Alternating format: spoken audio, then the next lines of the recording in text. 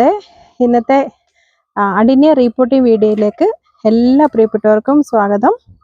ഞാനിന്ന് അഡിനിയം സാധാരണ നമ്മുടെ നോർമൽ അഡിനിയമാണ് ഇന്ന് നമ്മൾ റീപ്പോർട്ട് ചെയ്യാൻ പോകുന്നത്. ഇത് ഏകദേശം ഒരു 5 വർഷത്തോളം പഴക്കമുള്ള അഡിനിയമാണ്.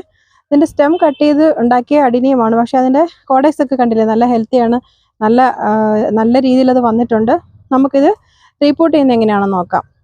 ഒരു 2 നോഡ് വിട്ട് 2 ഇഞ്ച് അകലത്തിലാണ് നമ്മൾ ഇതിന്റെ സ്റ്റെം കട്ട് ചെയ്തെടുക്കുന്നത്.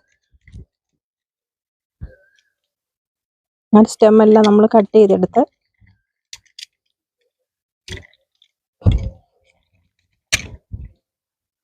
ഓരോ സ്റ്റെം നമുക്ക് വീണ്ടും അത് നമുക്ക് റീപ്പോർട്ട് ചെയ്ത് പുതിയ തൈ ഉണ്ടാക്കാവുന്നതുമാണ്. ഇതിൽ നിന്ന് ഒരുപാട് തൈകൾ നമുക്ക് ഉണ്ടായിട്ടുണ്ട്.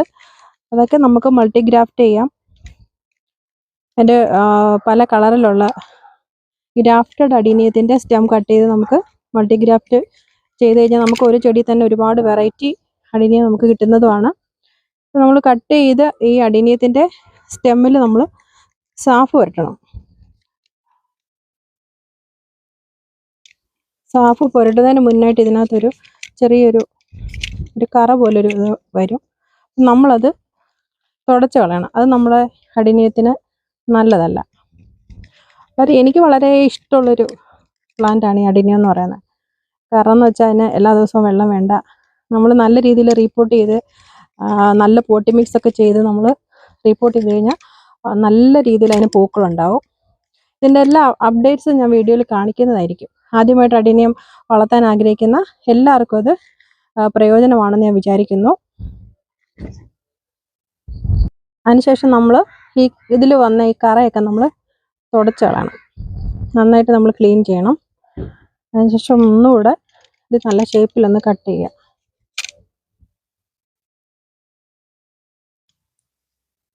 ഇതിൽ മുട്ടക്ക് വന്ന തണ്ടുകളുണ്ടായിരുന്നു. ഇത് റീപ്പോർട്ട് ചെയ്യുന്നതിന് ഇനി നമ്മൾ ചെയ്യേണ്ടതെന്ന് പറഞ്ഞാൽ ഇതിനാവശ്യമില്ലാത്ത വേരുകളൊക്കെ നമ്മൾ കട്ട് ചെയ്ത് കളയണം. നമുക്ക് ഈ കോഡെക്സ് ഉള്ള ഭാഗം മാത്രം നമുക്ക് മണ്ണിന് മുകളിൽ വന്നാൽ മതി. ബാക്കി അടിയിലോട്ടുള്ള ഈ ഭാഗം മാത്രം, നമുക്ക് ഈ വേരുള്ള ഭാഗം മാത്രം മണ്ണിൽ വെച്ചാൽ മതി. എന്നാൽ മാത്രമേ ഇതിൻ്റെ കോഡെക്സ് നല്ല രീതിയിൽ നമുക്ക് നല്ല ഷേപ്പിൽ കിട്ടത്തുള്ളൂ. അതിനായിട്ട് നമ്മൾ ആദ്യം ചെയ്യേണ്ടതെന്ന് പറഞ്ഞാൽ ഇതിൻ്റെ ഈ പിന്നെ ചട്ടിയുടെ ഹോള് നല്ലതായിട്ട് എന്തെങ്കിലും ഒരു പീസ് ഓടിൻ്റെയോ മെറ്റൽ പീസോ എന്തെങ്കിലും വെച്ചിട്ട് നമ്മൾ ഹോളൊന്ന് അടച്ചു വെക്കണം. കാരണം ഇത് ഒരിക്കലും ഇത് മണ്ണിൻ്റെ ഒക്കെ ആ ഒരു ഇതുകൊണ്ട് നമ്മുടെ ഹോൾ അടഞ്ഞു പോകരുത്. വെള്ളം കെട്ടി നിന്നാലാണ് ഇത് പെട്ടെന്ന് കേടായി പോകുന്നത്. അതിനുശേഷം നമ്മൾ ആദ്യം ചരല് കലർന്ന മണ്ണാണ് എടുക്കുന്നത് കേട്ടോ. നമ്മൾ ആദ്യം ചരല് കലർന്ന മണ്ണ് നമ്മൾ എടുത്തു. അതിനുശേഷം നമ്മൾ സാധാരണ നമ്മൾ മണലെടുക്കുക. കൂടുതലും നമ്മൾ ഒട്ടിപ്പിടിക്കാത്ത മണലാണ്. ശ്രദ്ധിച്ചാൽ മനസ്സിലാവും. ഇത് കുഴഞ്ഞിരിക്കുന്ന ആ സൈസ് മണലല്ല, നല്ല മണലാണ് എടുക്കുന്നത്. അതിനുശേഷം നമ്മൾ തന്നെ തയ്യാറാക്കുന്ന നമ്മുടെ വീട്ടിൽ തന്നെ ഉള്ള കമ്പോസ്റ്റ് കലർന്ന മണ്ണും കമ്പോസ്റ്റും കൂടെ ചേർന്നൊരു മിക്സാണിത്. നമുക്ക് ഏതാണ് അവൈലബിൾ ആണെന്ന് വെച്ചാൽ നമുക്ക് അത് വെച്ചിട്ട് നമുക്കത് റിപ്പോർട്ട് ചെയ്യാവുന്നതേ ഉള്ളൂ. അതിന് കൃത്യമായ ഒരു മെത്തേഡ് വെച്ചിട്ടല്ല, ഞാൻ ചെയ്തുകൊണ്ടിരിക്കുന്ന ഒരു രീതിയാണ് കാണിക്കുന്നത്. അതിനുശേഷം നമുക്ക് NPK ഉണ്ട്. അതിന് പകരം വേപ്പിൻ പിണ്ണാക്കാണെങ്കിൽ അത് നമുക്ക് യൂസ് ചെയ്യാവുന്നതാണ്. NPK നമ്മൾ ഇട്ട് കൊടുക്കുന്നു. ഈ പോട്ടി മിക്സ് നല്ലതാണെങ്കിൽ തന്നെ നമുക്ക് പിന്നെ ഇത് ഒരുപാട് നമ്മുടെ ഒരു അമിത ശ്രദ്ധയുടെ ഒരു ആവശ്യമൊന്നും വരത്തില്ല. പിന്നെ കുറച്ച് സാഫ് നമ്മൾ ഇട്ട് കൊടുക്കണം. സാഫ് നമ്മൾ നന്നായിട്ട് ഇട്ട് കൊടുക്കണം. കാരണം ഇൻഫെക്ഷൻ ഒന്നും വരാതിരിക്കാനാണ്. കട്ട് ചെയ്ത ഉടനെ പിന്നെ നമ്മൾ നനയ്ക്കേണ്ട. ഇപ്പം നമ്മൾ റീപ്പോർട്ട് ചെയ്യുമ്പോൾ നനച്ചു കഴിഞ്ഞാൽ പിന്നെ 1-2 ദിവസം ഇടവിട്ട് വെള്ളം വേണമെങ്കിൽ ഒന്ന് നനച്ചു കൊടുത്ത് ഷെയ്ഡിലേക്ക് മാറ്റിക്കണം. ഇനി നമ്മൾ കോക്കോ ചിപ്സ് ആണ് വെക്കുന്നത്. ഇത് നമുക്ക് വളമൊക്കെ വിൽക്കുന്ന കടയിൽ വാങ്ങിക്കാൻ കിട്ടും. അല്ലെങ്കിൽ ഗാർഡൻ്റെ ഷോപ്പ് ചട്ടിയൊക്കെ വിൽക്കുന്ന അങ്ങനത്തെ കടകളിൽ വാങ്ങിക്കാൻ കിട്ടും. അപ്പോൾ നമ്മൾ ഈ കോക്കോ ചിപ്സ് ഇടുക. അതിനുശേഷം നമ്മൾ പേർലൈറ്റ് ഉണ്ട്, പേർലൈറ്റ് നമ്മൾ ഇടുക. പേർലൈറ്റ് നമ്മൾ നല്ലതായിട്ട് ഇടുക. ഇത് അധികമുള്ള വെള്ളമൊക്കെ അങ്ങ് വലിച്ചെടുക്കാൻ വേണ്ടിയിട്ടാണ് പേർലൈറ്റ് ഇടുന്നത്. അതിനുശേഷം നമ്മളിതൊന്ന് മിക്സ് ചെയ്ത് വെക്കുക. അപ്പോൾ എല്ലാം ഒരേപോലെ നമുക്ക് കിട്ടും. അതിനുശേഷം നമ്മൾ ചെയ്യേണ്ടതെന്ന് പറഞ്ഞാൽ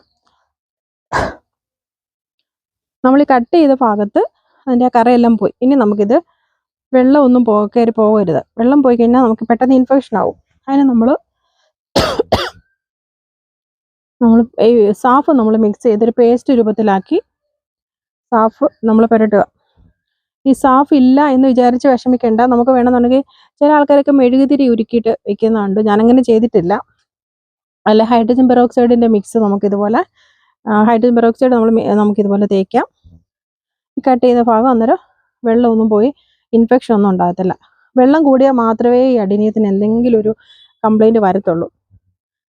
അതിനുശേഷം നമ്മുടെ അഡിനിയം നമ്മൾ റീപൂട്ട് ചെയ്യുന്ന നമ്മുടെ ഈ ചട്ടിയിലേക്ക് ഇറക്കി വെക്കുന്നു. അതിനുശേഷം നമുക്ക് ആവശ്യത്തിന് കുറച്ചുകൂടെ മണൽ വേണമെങ്കിൽ ചേർക്കാം. അല്ലെങ്കിൽ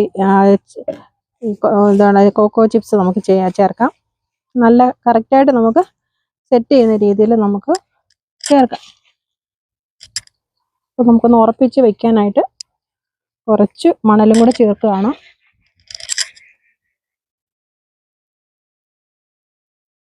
ചേർത്തതിന് ശേഷം നമുക്ക് കുറച്ച് വെള്ളം നമ്മൾ ഒഴിച്ചു കൊടുക്കണം. ഇനി നമ്മൾ കുറച്ച് വെള്ളം നമ്മൾ ഒഴിച്ചു കൊടുക്കുക. നമ്മളിട്ട ഹോൾസിൽ കൂടെ വെള്ളം വരുന്നത് വരെ ഹോൾസ് ഓക്കെ ആണോ എന്നറിയാൻ വേണ്ടി കുറച്ച് വെള്ളം നമ്മൾ ഒഴിച്ചു കൊടുക്കുക. എന്നിട്ട് നമ്മളിത് തണലത്തേക്ക് മാറ്റി വെക്കണം. ഒരാഴ്ച നമ്മൾ നല്ല ഷെയ്ഡിൽ വെക്കുക. വെച്ച് കഴിഞ്ഞതിൻ്റെ വേരൊക്കെ ഉറച്ചതിന് ശേഷം നമുക്ക് പതുക്കെ നമ്മൾ വെയിലത്ത് കൊണ്ടുവയ്ക്കാം. പിന്നെ നമ്മളൊരു ആഴ്ച ഇടവിട്ട് നമുക്ക് വേപ്പിൻ പിണ്ണാക്ക് വേണമെങ്കിൽ കൊടുക്കാം. അല്ലെന്നുണ്ടെങ്കിൽ നമുക്ക് ഈ വെള്ളം ഒഴിക്കുന്നതിന് വരെ സാഫ് മിക്സ് ചെയ്ത വെള്ളം വേണമെങ്കിൽ നമുക്ക് ചേർക്കാവുന്നതാണ്. ഇതിൻ്റെ അപ്ഡേറ്റ്സ് ഇനിയുള്ള വീഡിയോയിൽ ഞാൻ കാണിക്കുന്നതായിരിക്കും. അപ്പോൾ ഇതുവരെ വീഡിയോ കണ്ട എല്ലാവർക്കും ഒരുപാട് സ്നേഹം. എല്ലാവരും സബ്സ്ക്രൈബ് ചെയ്യുക, ഷെയർ ചെയ്യുക, ലൈക്ക് ചെയ്യുക, കമൻറ്റ് ചെയ്യുക, കൂടെ ഉണ്ടാവണം. Okay, thanks for watching.